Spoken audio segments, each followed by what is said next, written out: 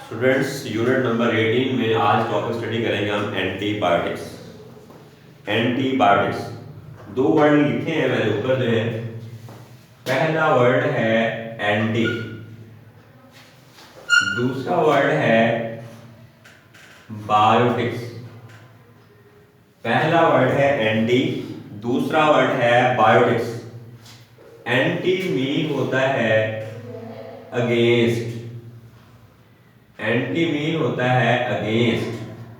Biotic mean होता है life, biotic mean होता है लाइफ। इसका मतलब ये हुआ एंटीबायोटिक ऐसी ड्रग है या ऐसी मेडिसिन है जो लाइफ के खिलाफ है।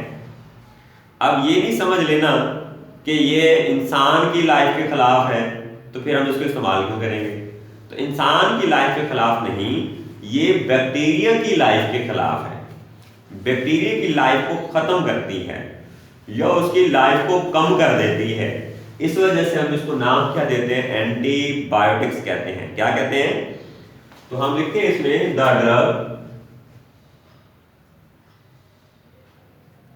Drug which kill, the drug which kills or retard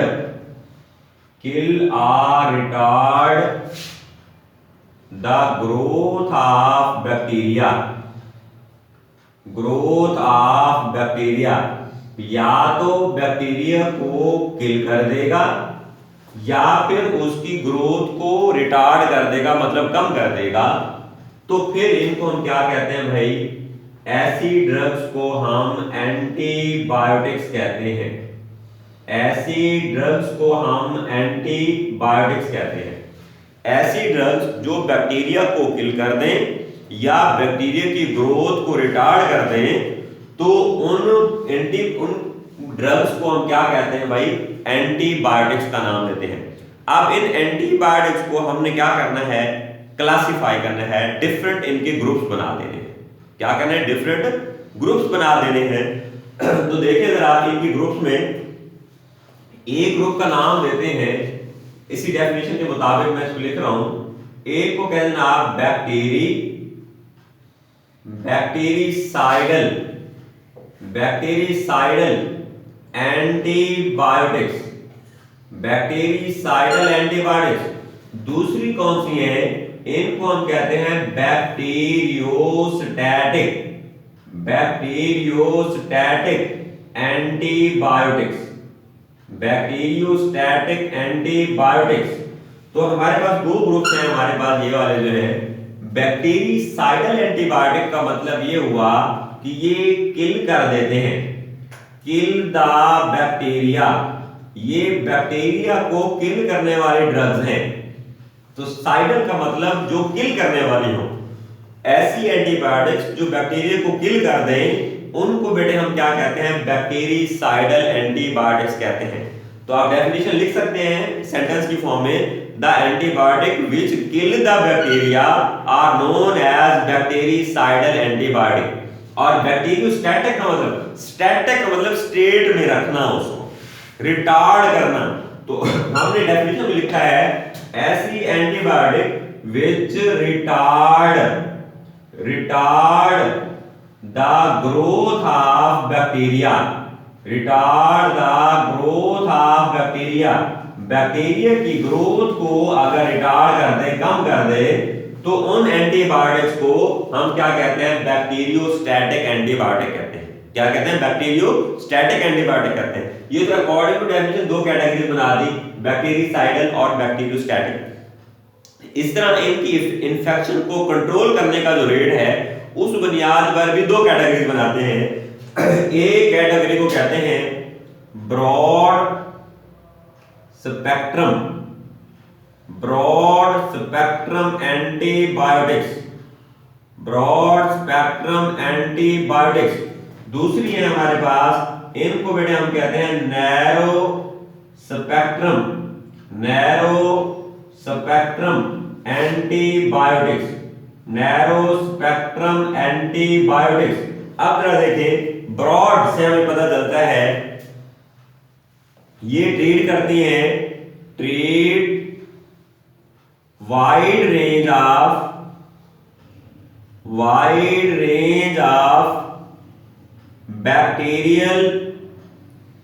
bacterial infections, wide range of bacterial infection, यानी कि बहुत ज्यादा तादाद है, मिकदार है बैक्टीरियल इन्फेक्शंस की, उसको कंट्रोल करने के लिए जो एंटीबायोटिक इस्तेमाल करेंगे उसको हम ब्रॉड स्पेक्ट्रम एंटीबायोटिक कहते हैं। और जो ट्रीट करती हैं, treat few type of bacterial infection, अगर चांद टाइप्स हैं बैक्टीरियल इन्फेक्शन की, उनको ट्रीट करने के लिए, कंट्रोल करने के लिए जो एंटीबायोटिक्स का इस्तेमाल करेंगे उसको हम क्या कहेंगे, नैरो स्पेक्ट्रम एंटीबायोटिक का नाम देंगे। क्या नाम देंगे? नैरो स्पेक्ट्रम एंटीबायोटिक का नाम देंगे। अब हमने इनके ग्रुप बनाने हैं, तो इनके 3 ग्रुप्स हमने यहां पे डिस्कस किए हैं, तो लिखेंगे groups of antibiotics, groups of antibiotics. Antibiotics के हमने ग्रुप्स देखने हैं, तो देयर आर फॉलोइंग ग्रुप्स हम लिखते होते हैं इसके, यहां लिख दे शिक्षक आप, देयर आर फॉलोइंग ग्रुप्स हैं हमारे पास। कौन कौन से ग्रुप्स हैं? पहले ग्रुप का नाम हम लिखते हैं जनाब, इसको कहते हैं हम cephalosporin.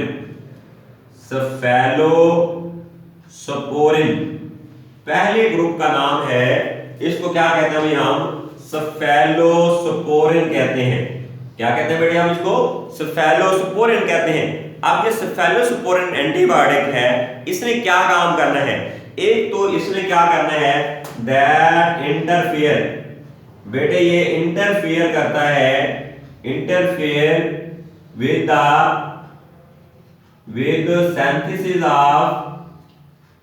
synthesis of bacterial cell wall, bacterial cell wall की जो सिंथेसिस है उसके साथ इंटरफियर करेगा, यानी बैक्टीरिया की जो सेल वॉल है उसको ब्रेक डाउन करने की सलाहियत भी रखता है, और ये क्या है? बैक्टीरिसाइडल एंटीबायोटिक है, और ये बैक्टीरिसाइडल एंटीबायोटिक है, क्या है बेटा जी? बैक्टीरिसाइडल एंटीबायोटिक है। अब हमने देखना है कि इसके यूजेस क्या हैं, या कह सकते हैं आप इसके काम क्या हैं, या किन किन डिजीजेस को ट्रीट करने के लिए सेफेलोस्पोरिन को यूज किया जाता है। तो हम इससे ट्रीट करते हैं, बीमारी का नाम है निमोनिया, बेटा बीमारी का नाम क्या है? निमोनिया। फिर हम कहते हैं, लिखते हैं इसके अंदर सोर थ्रोट। कौन सी बीमारी है बेटे? सोर थ्रोट के साथ आएगा टॉन्सिलाइटिस। कौन सा आएगा? टॉन्सिलाइटिस के साथ ही आप आ सकते हैं, इसको हम कहते हैं ब्रोंकाइटिस। ये सोर थ्रोट, निमोनिया या ब्रोंकाइटिस फर्स्ट चैप्टर के अंदर इनको आप डिटेल से स्टडी ऑलरेडी कर चुके हैं। तो ये सेफेलोस्पोरिन को हमने पढ़ा कि बैक्टीरियल सेल वॉल की सिंथेसिस को इंटरफियर करता है, और ये बैक्टीरिसाइडल एंटीबायोटिक है। कौन सी बीमारियां जिनका इलाज करते हैं? निमोनिया का इलाज इससे हो सकता है, सोर थ्रोट गले की खराबी का हो सकता है, टॉन्सिलाइटिस ये भी गले के अंदर गिल्टियां सी बन जाती हैं जिस गला सूजन शुरू हो जाता है, और ब्रोंकाइटिस समझ लें आपके रेस्पिरेटरी ट्रैक्ट की बीमारी है, यानी लंग्स की बीमारी है, जिसको हम क्या कहते हैं? ब्रोंकाइटिस कहते हैं। बेटे दूसरे ग्रुप का नाम है, इसको हम कहते हैं जनाब टेट्रासाइक्लिन। क्या ग्रुप है भाई? ग्रुप का नाम है टेट्रासाइक्लिन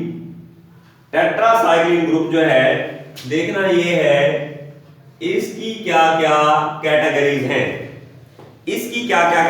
हैं। हमने कहा कि ये क्या है? Broad spectrum bacteriostatic bacteriostatic antibiotic है, ब्रॉड स्पेक्ट्रम बैक्टीरियोस्टैटिक एंटीबायोटिक है, ब्रॉड स्पेक्ट्रम बैक्टीरियोस्टैटिक एंटीबायोटिक है। और ये क्या करता है, ये इनहिबिट करता है, inhibit the synthesis of bacterial protein, bacterial protein जो है उसकी सिंथेसिस को क्या करता है जनाब, इनहिबिट करता है, मतलब कि रोकता है। क्या करता है, तो उसको रोकता है। इसके यूजेस क्या है, इसके इस्तेमालात क्या है, मतलब इनसे कौन कौन सी बीमारियों का इलाज जो है वो पॉसिबल है, किस किस बीमारी का इलाज जो है आप कर सकते हैं। तो इससे आप कौन सी इन्फेक्शन कंट्रोल करेंगे, एक तो आप करेंगे रेस्पिरेटरी ट्रैक्ट। रेस्पिरेटरी ट्रैक्ट के अंदर अगर कोई इन्फेक्शन हो जाए तो आप टेट्रासाइक्लिन ग्रुप जो है वो इस्तेमाल करते हैं। अगर यूरिनरी ट्रैक्ट के अंदर यूरिनरी सिस्टम के अंदर भी अगर कोई इन्फेक्शन हो जाए तो भी आप टेट्रासाइक्लिन जो है वो इस्तेमाल कर सकते हैं। इसी तरह अगर आपके इंटेस्टाइन के अंदर अगर कोई इन्फेक्शन हो जाती है तो भी आप टेट्रासाइक्लिन से उसका इलाज कर सकते हैं। मगर ये बात सुन लें कि वो लोग इसको इस्तेमाल नहीं कर सकते जिनकी एज जो है वो अंडर एज ऑफ 8 इयर्स हो, यानी 8 साल से कम उम्र के बच्चे जो हैं हम उनको ये इस्तेमाल नहीं कराते, खास तौर पे जब उनकी टूथ डेवलपमेंट की एज होती है। जब उनके टूथ डेवलपमेंट की एज होती है तब हम इनको ये इस्तेमाल नहीं कराते, फिर हम देखते हैं इसके अंदर जो है तीसरा ग्रुप हमारे पास कौन सा है, इसको कहते हैं जनाब सल्फा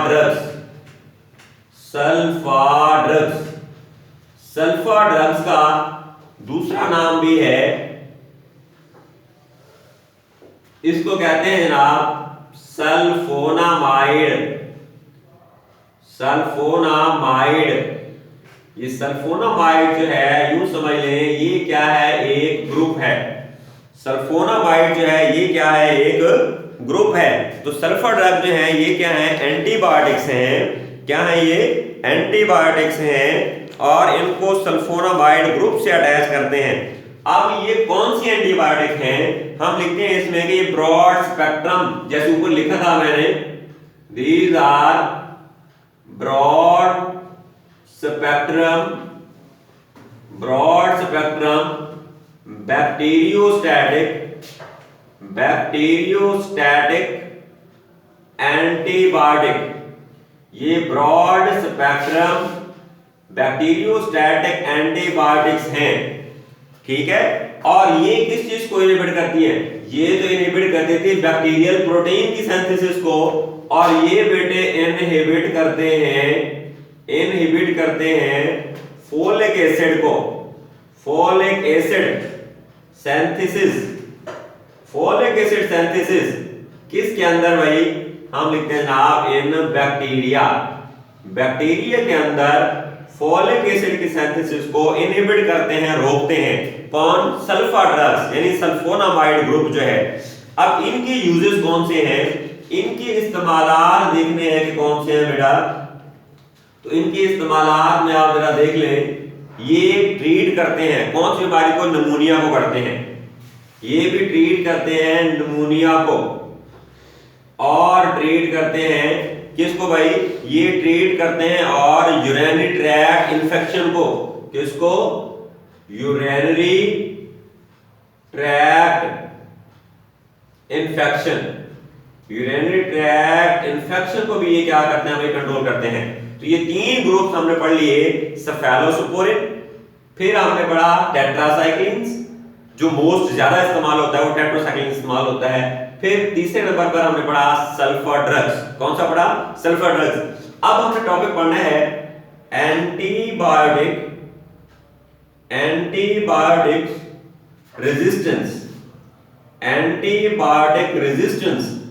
रेजिस्टेंस कैसे पैदा हो जाती है इन एंटीबायोटिक को इस्तेमाल करने से, यानी ये कार आमद साबित नहीं हो पा रही जब, तो फिर क्या करना है हमने, कारआमद साबित नहीं हो पा रही, तब हमने क्या करना है, तो इनके कुछ हम पॉइंट्स लिखेंगे कि कौन कौन से पॉइंट्स हैं जब ये कारआमद साबित नहीं होती।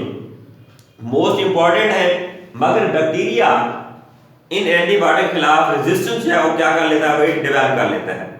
तो फिर उन कॉमनली जो यूज्ड अपने हमारे पास हैं एंटीबायोटिक्स, उससे इनका इलाज जो है वो क्या होता है भाई, पॉसिबल नहीं होता, पॉसिबल नहीं होता। तो कॉमनली जो यूज्ड हमारे पास एंटीबायोटिक्स हैं उनके खिलाफ बैक्टीरिया जो है रेजिस्टेंस डेवलप कर लेता है। फिर उसके लिए हमारे पास मसाइल सामने जो आते हैं, तो यहां लिख देते हैं, यहां पर हम commonly used antibiotics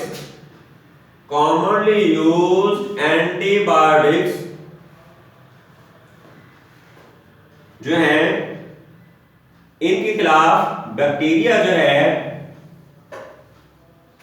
लिख देते हैं हम कि डेवलप करता है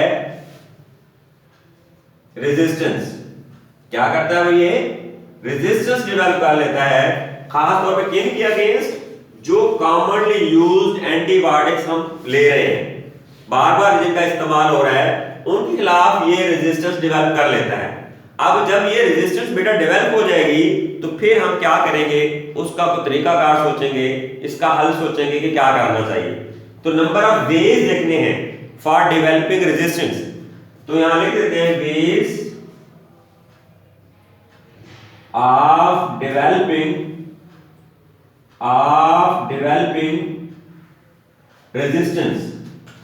of developing resistance बेटे इस रेजिस्टेंस को डेवलप करने के वेज जो हैं वो कौन से हैं, तरीके जो हैं वो कौन से हैं, इसके तरीके आपने देखने हैं, इसके तरीके जो हैं वो कौन से हैं, इसके तरीके जो हैं वो कौन से हैं, तो तरीके कौन से हैं रेजिस्टेंस को डेवलप करने के।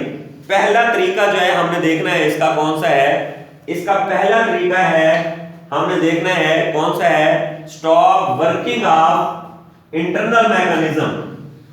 हम कहते हैं आप पहला तरीका है, इसको कहते हैं internal mechanism of body, internal mechanism of body.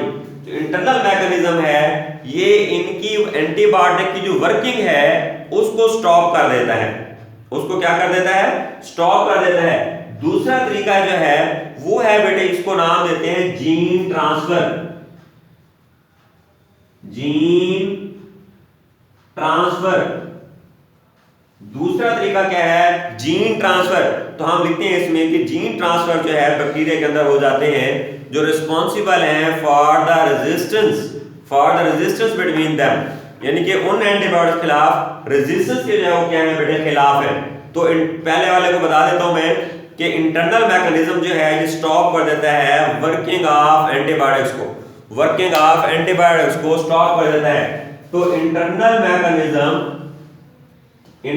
Mechanism दूसरा था जीन ट्रांसफर। तो बेटे इंटरनल मैकेनिज्म क्या करता है, सम टाइम ये स्टॉप कर देता है, stop the working of antibiotic. तो ये एंटीबायोटिक की वर्किंग को स्टॉप कर देता है। इसका मतलब ये हुआ रेजिस्टेंस डेवलप हो गई अगेंस्ट दैट एंटीबायोटिक, तो वो बैक्टीरिया किल नहीं होगा, ना ही उसकी ग्रोथ जो है वो स्लो होगी, कम भी नहीं होगी, मैंने क्या अनइफेक्टेड हो जाएगा। तो दूसरा तरीका बताया हमने, कौन सा बताया, जीन ट्रांसफर का बताया है। तो बैक्टीरिया, इन्होंने कहा बैक्टीरिया जो है आल्सो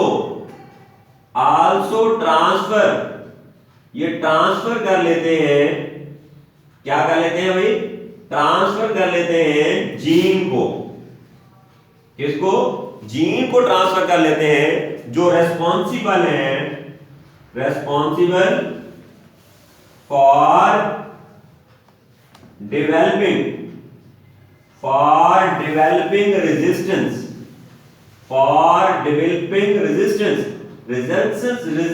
को डेवलप करने के जिम्मेदार है, उन जीन को ट्रांसफर कर लेता है, तब भी जाकर वो एंटीबायोटिक काम नहीं करती, तब भी वो एंटीबायोटिक काम नहीं करती।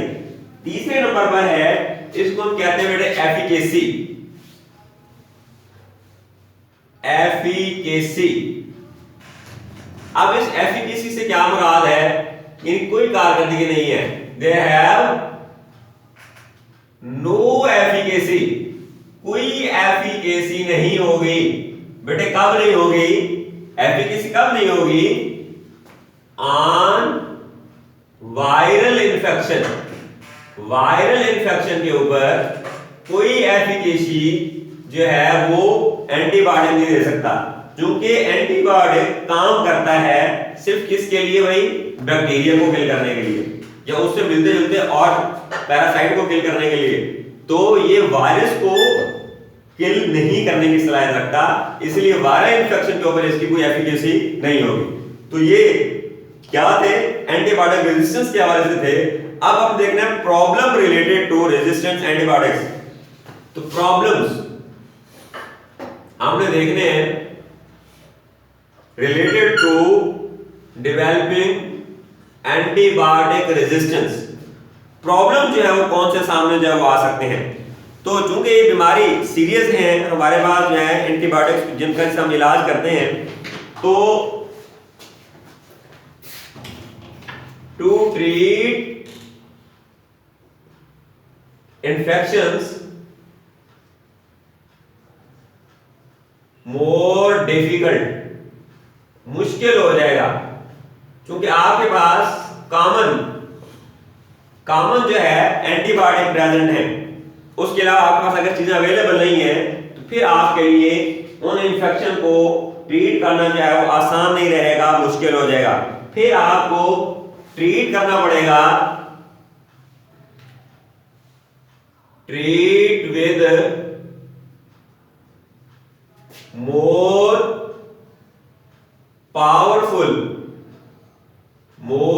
Powerful antibiotics. आपको मोर पावरफुल एंटीबायोटिक्स का इस्तेमाल करना पड़ेगा, या आपको बेटे साल्ट चेंज करना पड़ेगा। तो आपको ट्रीट करना पड़ेगा, treat with new antibiotics, treat with new antibiotics. आपको न्यू एंटीबायोटिक्स जो है वो देनी पड़ेगी, तब जाके इलाज होगा। तो अगर उस पर्सन के अंदर इतनी ज्यादा रेजिस्टेंस नहीं है या बर्दाश्त करने की सलाहियत नहीं है, मोर पावरफुल एंटीबायोटिक्स अगर आपने दे दी तो वो मेरा ख्याल में और बीमार हो जाएगा। और इसी तरह आपके पास नए साल्ट अवेलेबल नहीं है, नए साल्ट से मुराद वो भी ज्यादा पावरफुल होंगे, ज्यादा ताकत रखते होंगे, वो उसको देंगे, हो सकता है उस पेशेंट के अंदर उनको बर्दाश्त करने की सलाहियत ही नहीं, तो पहले उसको फिर इम्यून सिस्टम हमें बढ़ाना पड़ेगा। इम्यून सिस्टम बढ़ाने के बाद फिर हम उसको एंटीबायोटिक जो है वो इस्तेमाल करा सकेंगे। तो आज हमारा एंटीबायोटिक टॉपिक जो है मुकम्मल होता है। इंशाल्लाह नेक्स्ट लेक्चर में हम वैक्सीन स्टडी करेंगे। अस्सलाम वालेकुम व रहमतुल्लाहि व बरकातुहू।